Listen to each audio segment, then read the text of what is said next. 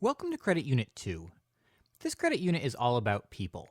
In this first module, we'll be taking a look at the functions of management, as well as some techniques and skills for effective implementation.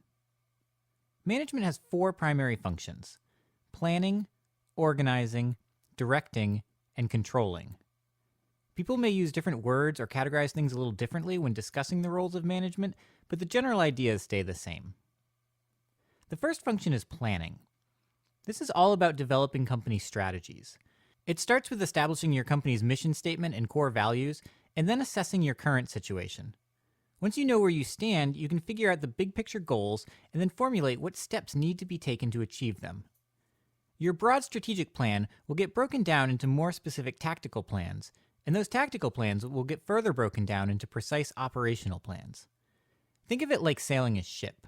The strategic plan is like the captain deciding which way to sail. The tactical plans are like the first mate plotting the course, and the operational plans are like how the crew must position the sails to get the boat to head in the right direction. If everything goes well, that's all you'll need. But of course, things seldom go that smoothly. That's why you'll also need to have a plan B, and C, and D, and so on. These are contingency plans, and they're important because if you can anticipate how things might go wrong and can come up with a way to deal with them ahead of time, then you'll be able to respond quicker and more effectively if things do start heading that way. The second function of management is organizing. Organizing involves determining who will be responsible for what and allocating the appropriate resources to get the job done. The broad organizational structure might look something like this, with top managers at, well, the top, making the major strategic decisions, the middle managers in the middle making more of the tactical decisions, and the first line managers below them making sure the day-to-day operations are getting done properly.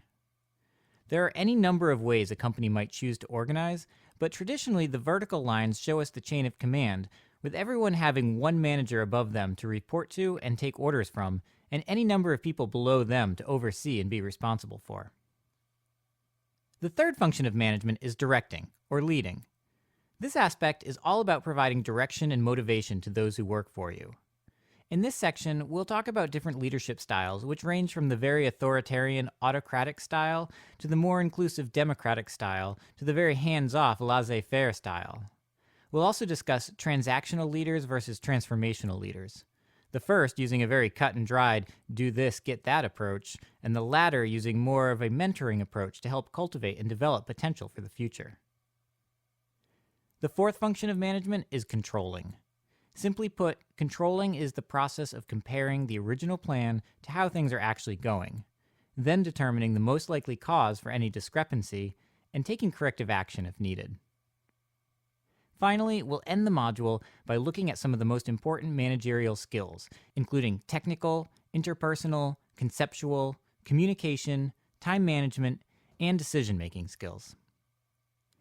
If you want to run a successful company, you have to be a competent manager.